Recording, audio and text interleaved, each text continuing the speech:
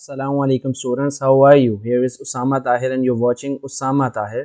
So आज हम study करने वाले हैं the study of poetry that was written by Matthew Arnold. And सबसे पहले मैं बताना चाहूँ कि इरम निसार ने ये कमेंट किया था कि मुझे ये सीखना है और मेरा पेपर है 6 फरवरी को, but sorry I was out of city so I couldn't upload the video lecture on time, तो एक्सट्रीमली सॉरी। लेकिन अभी मैं वीडियो बना रहा हूँ, जस्ट आपने रिक्वेस्ट की थी इसलिए, और ताकि बाद में आने वाले स्टूडेंट्स को भी इसका फ़ायदा हो जाएगा। तो स्टडी ऑफ पोइट्री जो कि एक ऐसे है मैथ्यू आर्नल्ड ने लिखा था, इसके बारे में हम स्टडी करेंगे। जैसे हम लिटरेरी क्रिटिसिज्म में पूरा एक क्वेश्चन के तौर पे पढ़ते हैं और एक पूरा चैप्टर है, तो मैथ्यू आर्नल्ड के बारे में थोड़ा सा पढ़ लेते हैं पहले कि वो कौन थे, ताकि हमें फिर बेटर अंडरस्टैंडिंग हो सके कि ऐसे में क्या चीज़ हमें देखने मिल सकती है। तो he was born in 1822 and died in 1888। He was an English poet, British उनकी एथनिसिटी थी, ठीक है। And he was cultural and social critic, वो क्रिटिक भी थे और पोइट भी थे। And his famous poems are Dover beach, the scholar gypsy and Thyrsis. तो ये उनकी फेमस पोइम्स हैं। मैं नीचे इसके विकीपीडिया लिंक्स डाल दूंगा, आप जाके इसको स्टडी कर सकते हैं, देख सकते हैं, सारे लिंक्स नीचे आपको मिल जाएंगे। तो have a great literary background, इनका बैकग्राउंड जो था वो बहुत लिटरेरी तौर पर स्ट्रॉन्ग था, because he was a son of Thomas Arnold. इसका लिंक भी आपको मिल जाएगा। टॉम आर्नल्ड इनके जो थे वो उनके ये भाई थे, ठीक है। तो इनका लिटरेरी बैकग्राउंड बहुत स्ट्रॉन्ग था, इस वजह से इनकी जो है पोइट्री और इनका जो क्रिटिसिज्म है वो बहुत अहमियत का हामिल है, बहुत सिग्निफिकेंस रखता है। तो he was famous for writing study of poetry, और ये जो आज हम पढ़ने वाले हैं ऐसे, इसकी वजह से इन्हें बहुत ज़्यादा शोहरत भी मिली। तो study of poetry, most famous piece of text essay on literary criticism by Matthew Arnold, ये एक ऐसे है जो कि मैथ्यू आर्नल्ड ने लिखा था, और ये बहुत ही इंपॉर्टेंस रखता है और फेमस है लिटरेरी क्रिटिसिज्म की दुनिया में। कह लें कि इसने एक बुनियाद रखी पोइट्री को समझने की, कि पोइट्री बुनियादी तौर पे क्या होती है। बहुत से पोइट्स ने, प्लेटो ने भी बहुत सारा हमें बताया, अरिस्टोटल ने भी बहुत सारा हमें बताया, लेकिन मॉडर्न पोइट्री को और मॉडर्न लिटरेचर को समझने में ये ऐसे बहुत अहमियत रखता है। Essay that answers to critical questions, इस ऐसे में दो बुनियादी सवालों को उठाया गया और उनका जवाब दिया गया है। व्हाट इज़ पोइट्री, पोइट्री बुनियादी तौर पर होती क्या है, and what is its function in human society, और ह्यूमन सोसाइटी में इसका फंक्शन क्या है। पोइट्री को देखने का नज़रिया इससे बदलने की कोशिश की गई है, देखा गया है, बदला गया है। और आइए देखते हैं मेन पॉइंट्स ऐसे के क्या हैं।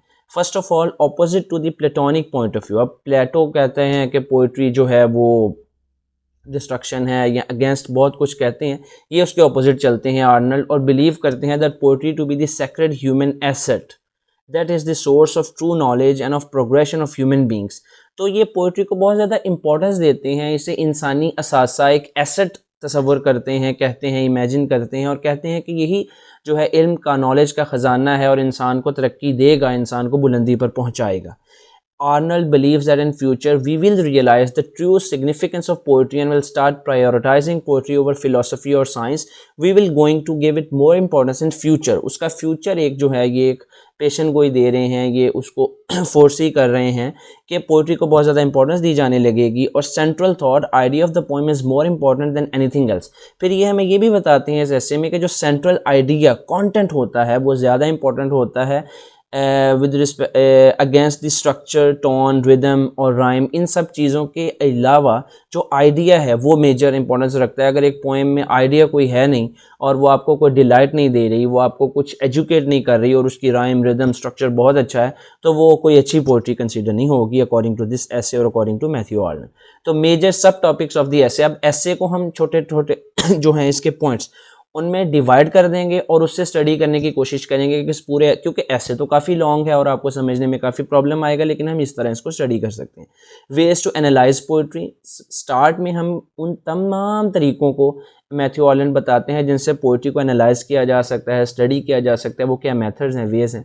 इंस्पिरेशन एंड इमिटेशन जो पोइट्री में होती है उसके बारे में बताया जाता है नेक्स्ट। फिर touchstone method of evaluation of poetry, इसको स्टडी किया जाता है, जो काफ़ी बच्चों को समझ में नहीं आता, स्टूडेंट्स को। Analysis of English poets, English poets के एनालिसिस करते हैं मैथ्यू आर्नल्ड एंड पे जाते जाते। और कॉन्टीन्यूटी ऑफ द क्लासिक्स, और इस क्लासिक्स को, इस रीति रिवाज को, इस जो है ट्रेडिशन को इस रस्म रिवाज को कैसे जारी रखा जा सकता है, इसको बात करते करते इस ऐसे को एंड कर दिया जाता है। तो ऐसे का स्टार्ट कैसे होता है, ways to analyse poetry, poetry को एनालाइज करने के, स्टडी करने के, क्रिटिकली इवेलुएट करने के कौन से तरीके हैं। Arnold discovers 3 major methods of analysing poetry. अब पोइट्री को एनालाइज करने के 3 मेजर वेज हैं, 3 मेजर मेथड्स हैं। हिस्टोरिकल एस्टिमेट, हमारे पास सबसे पहले हिस्टोरिकल एस्टिमेट आ जाता है कि हम किसी भी पीस ऑफ लिटरेचर को, पोइट्री को हिस्ट्री में जाके, उसके कॉन्टेक्स्ट में जाके समझने की कोशिश करते हैं कि आया ये हिस्ट्री में इसका क्या सिग्निफिकेंस है, उस टाइम हिस्टोरिकली कॉन्टेक्चुअली किस तरह के जो है सिचुएशन से गुजर रहा था पोइट, उसका लिटरेरी बैकग्राउंड कैसा था और उसकी लाइफस्टाइल कैसी थी। पर्सनल एस्टिमेट, हमारा अपना पर्सनल एस्टिमेट होता है, ठीक है, जो कि एक बहुत ही सती सी चीज़ है कि हम पर्सनली कॉमेडी को ज़्यादा पसंद करते हैं तो उसे ओवररेट कर सकते हैं, रोमांस को डिसलाइक करते हैं तो हमें रोमांस सभी बुरे लगेंगे, कि पर्सनल एस्टिमेट होता है रीडर का। और रियल एस्टिमेट, रियल एस्टिमेट क्या होता है, इंसाफ करना पोएट्री के साथ कि हाँ आया ये अच्छा है या नहीं। हिस्ट्री और हिस्टोरिकल एस्टिमेट और पर्सनल एस्टिमेट को बैलेंस करते हुए रियल एस्टिमेट किया जाता है कि रियलिटी में ये चीज़ कितनी अच्छी है या कितनी बुरी है। तो हिस्टोरिकल एस्टिमेट को पढ़ लेते हैं। Historical background dominates the value judgement with innovation and creativity has given less importance than the historical context of the poem. अब हिस्टोरिकल बैकग्राउंड डोमिनेट कर जाता है और क्रिएटिविटी को लेस इंपॉर्टेंस दी जाती है जजमेंट के दौरान, और हिस्ट्री को ज़्यादा देखा जाता है कि ये पोएम किस एरा में लिखी गई, पोएट किन सिचुएशन से गुजर रहा था, सोशियो पॉलिटिकल सिचुएशन किस तरह के थे।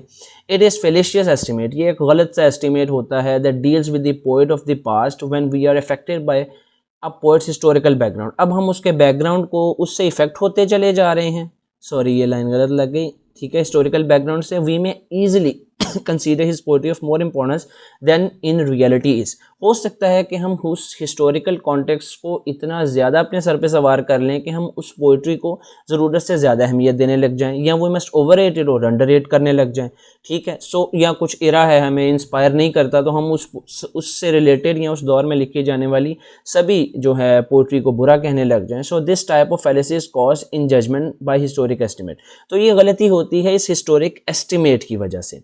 इसकी एग्जाम्पल क्या है कि seeing Paradise Lost as an epic poem, ठीक है। अब पैराडाइज लॉस्ट है, हम उसको क्रिटिकली इवेलुएट करने लगें तो पहले सारा कॉन्टेक्स्ट समझ लें, मिल्टन की सिचुएशन को समझ लें, सोशियो पॉलिटिकल स्टांस को समझते हुए हम उसको पढ़ने लग जाएं और रियल एस्टिमेट से दूर हो जाएं। जैसे written by Milton during the period of blindness, जब वो अंधे हो गए थे, in the era of Puritans, Puritan जब रिलीजियस जो है रेवोल्यूशन आ रही थी, तो Paradise Lost was a source of inspiration and fascination for romantic poets such as William Blake, Percy Shelley. The romantic interpretation of Satan as the hero of Paradise Lost stems from Blake's statement that Milton was the devil's party without knowing it. अब हम उन सब चीज़ों को जहन में रख लें, हिस्ट्री को, और उसको उससे इंस्पायर होकर उसको पढ़ते चले जाएं और उसको रियल में एस्टिमेट ना कर सकें तो ये एक हिस्टोरिकल एस्टिमेट रह जाएगा। लेकिन अगर हम उसमें अपना पर्सनल और हिस्टोरिकल एस्टिमेट को बैलेंस करते हुए रियल एस्टिमेट की तरफ जाएँ कि हाँ ये चीज़ इस पोएम में अच्छी है, ये चीज़ लैक कर रही है, तो वो रियल एस्टिमेट बन सकता है।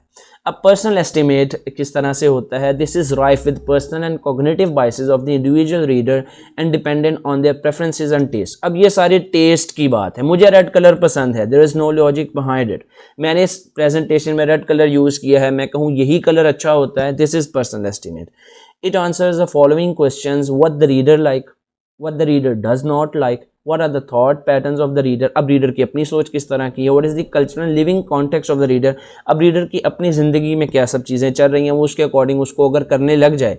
he she may like comedy and overrates arms and the man and dislikes epic and even dare to dislike paradise lost। तो ये कॉन्टेक्स्ट बन जाएगा। अगर वो अपने पर्सनल एस्टिमेट को अपने ऊपर हावी कर देगा तो वो आर्म्स एंड द मैन में कोई कमी भी है तो वो कहेगा नहीं ये बहुत अच्छा है, और एपिक पोइम जो इतनी अच्छी लोगों ने पसंद की पैराडाइज लॉस्ट, और उसे नहीं पसंद, वो टेस्ट में नहीं उसके आते, तो वो उसको बुरा कहने लग जाएगा, या उसको जो है सही तरह से इवेलुएट नहीं कर पाएगा। अब रियल एस्टिमेट क्या होता है, जो कि मोस्ट इंपॉर्टेंट चीज़ डिस्कस की गई है इस ऐसे में, this refers to unbiased and unprejudiced evaluation with a fine balance between historical context and innovation and flair of individual poet. अब ये रियल एस्टिमेट है, अनबायस्ड होना चाहिए, उसमें अनप्रेजुडिस्ड होना चाहिए, उसमें किसी किस्म की बायसनेस जानिबदारियत नहीं होनी चाहिए, किसी किस्म की पर्सनल लाइकनेस डिसलाइकनेस नहीं होती। Even though historic and personal estimates are less reliable and arbitrary, they are more commonly seen than the real estimate. अब ज़्यादातर हम ये देखते हैं कि हिस्ट्री में हम जाके चीज़ को पढ़ने लग जाते हैं, या हम अपनी पर्सनल लाइकनेस और डिसलाइकनेस के अकॉर्डिंग चीज़ को देखना शुरू कर देते हैं, लेकिन रियल एस्टिमेट से दूर हो जाते हैं। Arnold calls this a natural consequence of human choice. वो कहता है हाँ this is natural, it happens, इससे बचना चाहिए, लेकिन ऐसा होता है लिटरेरी क्रिटिसिज्म के दौरान, या लिटरेरी जो भी एक्टिविटी परफॉर्म करते हैं ऐसा होता है। वो कहता है ये नेचुरल है, लेकिन कोशिश करनी चाहिए कि रियल एस्टिमेट की तरफ जाया जाए। और इंस्पिरेशन और इमिटेशन को देख लेते हैं। नेक्स्ट ऐसे के नेक्स्ट पार्ट में क्या कहता है Arnold? Arnold argues that poets are often so inspired or moved by the classical work of poetry that they often tend to borrow their content or ideas. अब क्या होता है, पोइट्स होते हैं, उनके अपने आइडियाज़ भी होते हैं, लेकिन उन आइडियाज़ को वो निगलेक्ट करते हुए जो क्लासिक्स होते हैं उनके आइडियाज़ को चुराने लगते हैं और उनकी आइडियाज़ पे ही लिखना शुरू कर देते हैं। It is often an issue for the poets who can not detach themselves from their favourite classics. कहता है ये इशू उन पोएट्स के साथ ज़्यादा होता है जो एसोसिएशन छोड़ नहीं पाते अपनी जो फेवरेट पोएट्स होते हैं, and thus are prone to the erroneous conclusion, और फिर उनकी पोइट्री को इतना मायने नहीं रखती या गलतियाँ वो करते हैं। Historic estimate in the case of poets from earlier times and personal estimate in case of contemporary poets create difficulties in asserting the true value and significance of poetry. अब वो यहाँ तक तो मानते हैं कि हाँ इंस्पिरेशन होती है, इमिटेशन होती है, लेकिन उसको अपने ऊपर हावी कर लेना और अपने आइडियाज़ को निगलेक्ट कर देना, इसको वो ठीक नहीं समझते और इसको वो पोइट्री के ख़िलाफ़ समझते हैं। और कहते हैं कि अगर कोई पोइट ऐसा करने की कोशिश करता है और इस इंस्पिरेशन और इमिटेशन के जो है कैरेक्टरिस्टिक को अपने ऊपर हावी कर लेता है, तो उसके लिए डिफ़िकल्टीज़ होती हैं और वो एक अच्छा पोइट नहीं बन पाता या पोइट ऑफ द वैल्यू नहीं बन पाता है। Touchstone method of evaluation. अब पोइट्री को इवेलुएट कैसे करना है? जैसे सब्लिमिटी में हम पढ़ते हैं कि जो पोइट्री एक ऐसी चीज़ है जो आपको अपलिफ्ट कर देती है, आपकी इमोशंस को, और उसका मकसद एजुकेट करना है, और वो सब मेथड्स हैं। इसी के आइडिया को मज़ीद आगे बढ़ाया है। और लॉन्जाइनस का जो कॉन्सेप्ट है to sublimity to say that through the time tested classic act as the touchstone to जज ऑल अदर वर्क्स। अब वो कहते हैं कि कुछ ऐसे पोइट्स हैं जो कि हिस्ट्री के अंदर अपना नाम बना चुके हैं और उनकी पोइट्री को एज अ रोल मॉडल लिया जा सकता है। यानी उसमें क्या है, however this does not want a need to have an exact replica. अब इससे ये भी मुराद नहीं है कि अब सेम उन पोइट्स की तरह उनके स्टाइल को, कंटेंट को कॉपी करने लग जाएं, लेकिन हाँ क्वालिटी को देखने के लिए इन पोइट्स के वर्क्स के साथ अगर उस काम को कंपेयर किया जाए तो बहुत अच्छे रिजल्ट्स मिल सकते हैं। मिसाल के तौर पर एक पीस ऑफ लिटरेचर है, उसको मैं शेक्सपियर की पोइट्री के साथ वर्क के साथ जो है मैं अगर स्टडी करता हूँ, कंपेयर करता हूँ, जॉन मिल्टन की पोइट्री के साथ कंपेयर करता हूँ, तो मुझे अच्छे रिजल्ट्स मिल सकते हैं अगर मैं रियल एस्टिमेट की तरफ नहीं जा सकता। यह मेरे लिए मुश्किल है। There can be no more useful help for discovering but poetry belongs to the class of the truly excellent and can therefore do us best than to have always in one's mind line expression of great masters. उन lines को, उन expressions को जहन में रखते हुए मैं बहुत अच्छे तरीके से चीज़ों को स्टडी कर सकता हूँ, अपनी पोइट्री को या किसी की पोइट्री को जज कर सकता हूँ कि हाँ ये ऑफ द वैल्यू है, ये सबलाइम है या नहीं है। होमर उसमें आते हैं रोल मॉडल के तौर पर, मिल्टन आते हैं, शेक्सपियर आते हैं, यानी इन लोगों का नाम लेते हैं आर्नल्ड, और वो कहते हैं कि इन लोगों की पोइट्री इतनी अमर है, इतनी ऊपर उठ चुकी है कि इनकी पोइट्री को एज अ रोल मॉडल लिया जा सकता है। लेकिन इससे ये मुराद डिटो कॉपी करना या एग्जैक्टली कॉपी पेस्ट मार देना नहीं है, लेकिन एज अ मॉडल देखा जा सकता है। और पोइट्री में बुनियादी तौर पर ट्रू फीलिंग्स, एक्सप्रेशंस होने चाहिए along with the parameters of classics. हाँ अगर वो सबको कॉपी किया जा रहा है लेकिन उस पर ट्रू फीलिंग्स और वो एक कॉन्सेप्ट नहीं है तो वो एक अच्छी पोइट्री फिर भी नहीं होगी। ठीक है, एनालिसिस पेश करते हैं आर्नल्ड के इंग्लिश पोइट्स का। वो कहते हैं the impact of French poets specially from northern France on their English counterparts, however their poetry was dominated by romance over serious and grave themes of human life. उनको वो एक analysis दे रहे हैं कि इंग्लिश पोइट्स के ऊपर French poets का बहुत ज़्यादा इन्फ्लुएंस है और वो इस तरह की थीम्स पे लिख रहे हैं, वो रोमांस पे लिख रहे हैं, सीरियस और ग्रेव थीम्स पे नहीं लिख रहे। Arnold is full of praise for Chaucer. फिर वो चौसर की बात करते हैं और उनकी लिक्विड डिक्शन के बारे में बात करते हैं कि वो जो बात करते हैं वो ऐसी लिक्विड है कि दिल में उतर जाती है। And was a great exponent of both content and style. उनका कंटेंट भी बहुत अच्छा है और उनका स्टाइल भी बहुत अच्छा है। According to Arnold, Chaucer scores high on the real estimate but does not come to the level of classical poet lacking seriousness of someone like Dante, Milton and Shakespeare who all are classical poets. अब ये उनकी personal judgement है, ये मेरी कोई judgement नहीं है, कि वो ये समझते हैं कि चौसर थोड़ा सा कम है डांटे, मिल्टन और शेक्सपियर से, जो कि क्लासिकल पोएट्स कहलाते हैं, क्योंकि वो हाई स्कोर रियल एस्टिमेट पे करते हैं लेकिन क्लासिकल पोइट्री की तरह सीरियसनेस पे थोड़ा सा वो लैग कर जाते हैं। तो उनका एक पर्सनल जजमेंट है, उनकी अपनी एक स्टडी है। He considers Pope and Dryden as classical prose of the Restoration period. He calls Gray a classic but relegates Burns to the fortune of Chaucer. They both lacked seriousness in their content according to the Arnold, even though their work contained both truth and great skills. ये उनके personal judgements हैं कि pop और Dryden जो हैं वो classical pros में बहुत अहमियत रखते हैं, ग्रे क्लासिकल हैं बट कुछ कमियां हैं, ठीक है, इस तरह की वो जजमेंट्स दे रहे हैं कि इंग्लिश पोइट्स किस तरह के हैं और किन से इंस्पायर हुए हैं और उनमें क्या कमियां हैं, कौन क्लासिकल हैं कौन क्लासिकल नहीं हैं।